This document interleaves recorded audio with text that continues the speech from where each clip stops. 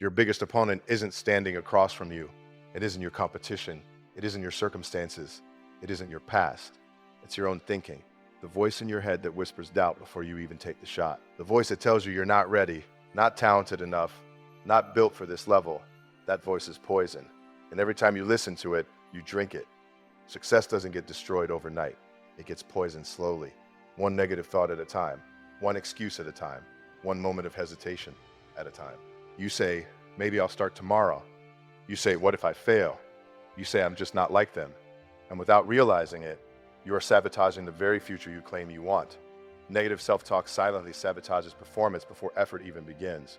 It creeps in before you make a move, before you take the shot, before you step into the room, before you introduce yourself. It whispers predictions of failure so convincingly that you start to believe them. And once you believe them, your body follows orders. Your energy drops. Your posture changes. Your intensity fades. You haven't even started, yet you're already retreating. Most people think failure happens in the moment of action. It doesn't. It happens in the moment of thought. The second you tell yourself, I'm not ready, you hesitate. The second you assume this won't work, you stop giving your full effort. That's how sabotage works. It's quiet. It's internal. No one sees it but you, yet it affects everything you do. You can train for hours. You can prepare all week. You can have the skill, the talent, the opportunity. But if your internal dialogue is weak, your performance will reflect it. Because performance is not just physical, it's mental execution under pressure. And if your mind is busy doubting instead of deciding, you lose sharpness, you lose aggression, you lose confidence. Negative self-talk is dangerous because it sounds logical, it sounds protective, it tells you to lower expectations so you won't be disappointed. It tells you to hold back so you won't be embarrassed. It tells you to play safe so you won't fail publicly. But what it's really doing is caging your potential. It convinces you that shrinking is smart. Before effort even begins, your brain runs simulations. It imagines outcomes. If those simulations are filled with loss, rejection, and mistakes, your nervous system reacts as if they're real. Your heart rate changes, your breathing tightens, your muscles stiffen. You walk into the moment already tense, already cautious, already defensive. That's not how you dominate. Dominance requires clarity. It requires commitment. It requires stepping in with the belief that you belong. If your self-talk says you don't belong, your body will try to protect you from exposure. You'll avoid risks. You'll pass when you should shoot. You'll stay silent when you should speak. You'll delay when you should act. The tragedy is that most people don't even notice it happening. They think they just lack motivation. They think they're tired. They think they're not in the mood. But the real issue is the script playing in their mind. A script they've repeated so many times it feels like truth. I always mess this up. I'm not as talented as them. I don't perform well under pressure. When you repeat these lines, you program your behavior. Your brain starts looking for evidence to confirm them. One small mistake becomes proof. One awkward moment becomes validation. And the cycle tightens. High performance demands a ruthless awareness of your inner dialogue. You have to catch the thought before it spreads. The moment your mind says, what if I fail? You counter it with, what if I succeed? The moment it says, I'm not ready, you respond, I've prepared. You don't allow the first thought to win by default. Because the first thought is often fear. Effort is pure when belief is strong. When you believe you can execute, you move freely. You react instead of overthinking. You trust your preparation. But when negative self-talk dominates, effort becomes forced. You try too hard, you hesitate mid-action. You second-guess decisions. That split second of doubt is the difference between average and elite. Understand this. Your mind is listening to everything you say to yourself. It doesn't separate jokes from declarations. If you constantly call yourself lazy, weak, unlucky, or incapable, your subconscious absorbs it. Then it aligns your behavior with that identity. If you say, I'm not confident, your posture collapses. If you say, I'm not disciplined, you skip the extra work. If you say, I'm bad under pressure, your hands shake when the stakes rise. Words become reality. The most dangerous part is that negative self-talk feels private.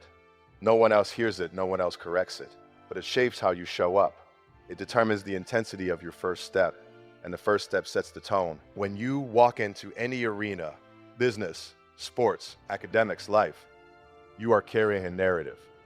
If that narrative is built on doubt, you're already fighting two battles, the external challenge and the internal resistance. And internal resistance drains more energy than any opponent ever could. Imagine stepping into every opportunity with a mind that says, I'm prepared, I belong here, I will figure it out.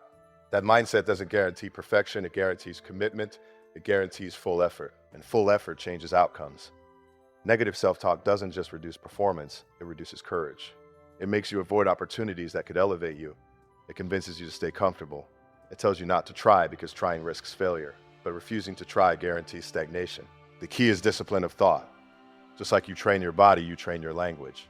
Replace "I can't" with "I'm learning." Replace "this is impossible" with "this is difficult." Replace "I'm not built for this" with "I'm building myself for this."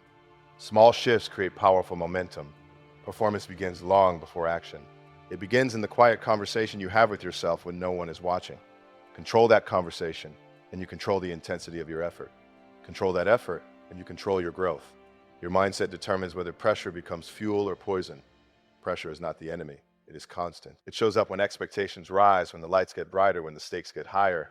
It's there before the big presentation, before the final shot, before the decision that could change everything. The question is never whether you will feel pressure. The question is what your mind will do with it. Some people feel pressure and immediately tighten up. Their breathing gets shallow. Their thoughts scatter. They focus on what could go wrong. They imagine embarrassment. They picture failure. In that moment, pressure becomes poison. It seeps into their confidence. It slows their reactions. It makes them doubt their preparation. They start playing not to lose instead of playing to win. Others feel the exact same pressure and come alive. Their focus sharpens. Their senses heighten. They lean into the moment. They think, "This is what I trained for. This is why I put in the hours." For them, pressure is fuel. It activates something deeper. It pulls out intensity, aggression, clarity. Same environment, same stakes, different mindset. Pressure exposes the truth about how you think. If your mindset is built on fear, pressure magnifies it. If your mindset is built on preparation and belief, pressure amplifies that instead. It doesn't create weakness or strength, it reveals it. When you view pressure as a threat, your body responds defensively. Stress hormones flood in, your muscles stiffen, you overanalyze simple decisions, you hesitate at the worst possible moment, you become reactive instead of decisive. That's poison working through your system. It doesn't just affect your thoughts, it affects your execution. But when you view pressure as a privilege, everything changes. You recognize that pressure only shows up when something matters. Nobody feels pressure sitting on the sidelines. Pressure is a sign that you're in the arena. It's proof that you've reached a level where the outcome counts. Instead of shrinking from it, you step toward it. The difference lies in interpretation. Pressure itself is neutral. Your meaning gives it power. If you tell yourself, "This is too much for me," your performance drops to match that belief. If you tell yourself, "This is my moment," your performance rises to meet it. Mindset is built long before the pressure arrives. It's built in the quiet mornings when no one is watching. It's built in repetition and discipline and choosing growth over comfort. When you've prepared relentlessly, pressure feels different. It feels earned. It feels like an opportunity to display your work. Without preparation, pressure feels like exposure. You're afraid of being seen as unready. With preparation, pressure feels like a stage. You're ready to be seen. Fuel pushes you forward. Poison pulls you back. When pressure becomes fuel, you attack challenges. You take responsibility. You demand the ball. You volunteer for the difficult task. You trust yourself to adapt if things go wrong. You don't need perfect conditions. You create momentum through action. When pressure becomes poison, you avoid responsibility. You hope someone else steps up. You second-guess decisions. You focus more on the consequences of failure than the process of execution. You become cautious. And caution at high levels often leads to defeat. Great performers train their minds to crave pressure. They don't wish for easier paths. They don't ask for lighter loads. They understand that pressure is the gateway to growth. Every time you handle it well, your confidence expands. Every time you lean into it instead of running from it, your identity strengthens. You cannot eliminate pressure from your life. The bigger your goals, the heavier it becomes. If you want average results, you can avoid it. Stay comfortable. Stay unnoticed. But if you want to elevate, if you want to lead, if you want to separate yourself, pressure will follow you. The key is conditioning your response. When your heart starts pounding, don't interpret it as fear. Interpret it as readiness. When your palms sweat, don't see it as weakness. See it as activation.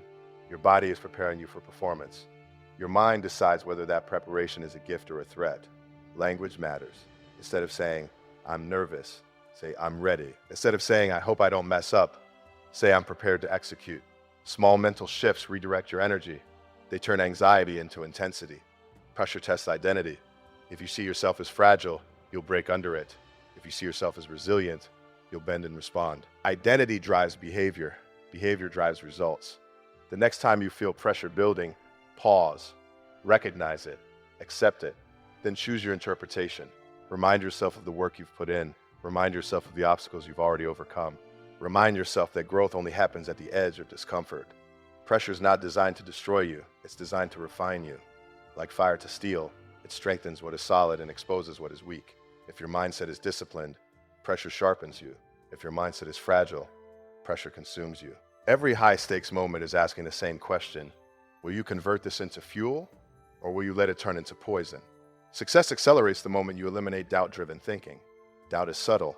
It doesn't always scream. Sometimes it whispers. Sometimes it disguises itself as logic. It tells you to wait a little longer, to prepare a little more, to avoid taking the risk right now. It feels responsible. It feels safe. But beneath that surface, it is slowing you down. Every time you hesitate because you're unsure of yourself, you lose momentum. Every time you overanalyze instead of executing, you waste energy. Doubt-driven thinking creates friction between intention and action. You say you want to grow, but you question every step. You say you want to lead, but you second-guess every decision. You say you want to win, but you imagine losing before the game even begins. Speed matters in success. Not reckless speed, but decisive speed. The ability to trust your preparation and move. Doubt interrupts that rhythm. It forces you into a defensive mindset. Instead of focusing on what you're building, you focus on what might break. Instead of seeing opportunity, you see risk. When doubt dominates your thinking, you shrink your goals to match your comfort. You lower expectations so you won't feel disappointed. You avoid bold moves because they expose you to criticism. And slowly, without realizing it, you start designing a smaller life. Eliminating doubt-driven thinking doesn't mean you'll never feel uncertainty. It means uncertainty no longer controls your actions. There's a difference. Champions feel doubt, leaders feel doubt, creators feel doubt. The separation is in response. They don't let it dictate their behavior. Doubt asks, what if you fail? Discipline answers, then I'll learn. Doubt asks, what if you're not good enough? Preparation answers, I'll become better. Doubt asks, what will people think? Focus answers, it doesn't matter. The more you entertain doubt, the stronger it becomes. The more you challenge it, the weaker it gets. It feeds on repetition. If you constantly rehearse worst-case scenarios, your brain begins to treat them as probable outcomes. Your confidence erodes. Your posture changes. Your voice loses strength. You start playing cautiously. Caution is expensive when you're chasing excellence. Excellence requires boldness. It requires stepping into moments without waiting for perfect certainty. Perfect certainty never comes. There will always be variables you can't control. There will always be unknowns. If you demand complete reassurance before acting, you will stay stuck. Think about how many opportunities are lost not because of lack of ability, but because of hesitation, the business idea that never launches, the conversation that never happens, the shot that never gets taken. Doubt convinces you that inaction is safer, but inaction compounds regret. Momentum is powerful. When you act decisively, even imperfectly, you create feedback. Feedback creates growth. Growth builds confidence. Confidence reduces doubt. It becomes a positive cycle.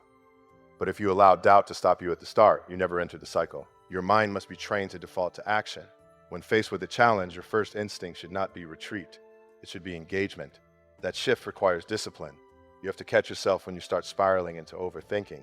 You have to recognize when analysis turns into avoidance. Doubt-driven thinking often hides behind the need to be perfect. You tell yourself you're just refining, just preparing, just waiting for the right moment. But the right moment is usually the one you're avoiding because it feels uncomfortable. Growth lives there. Confidence is not built by waiting, it's built by doing. Every time you act despite doubt, you send a message to yourself, I can handle this. Even if the outcome isn't perfect, the act of stepping forward strengthens your identity. You begin to see yourself as someone who confronts challenges rather than escapes them. Success accelerates when decisions become cleaner, when you stop arguing with yourself, when you stop replaying every possible negative outcome, when your internal voice shifts from maybe to move. That clarity creates energy. It frees up mental space that was once occupied by worry.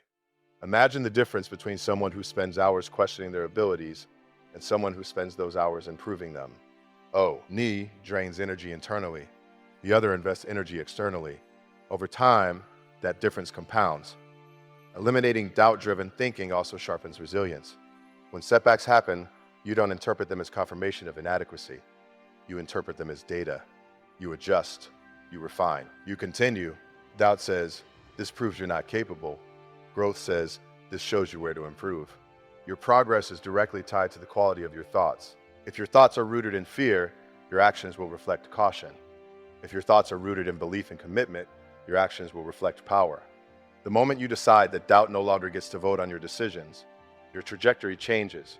You move faster. You recover quicker. You commit deeper. You stop waiting for validation. You stop asking for permission. You trust your preparation.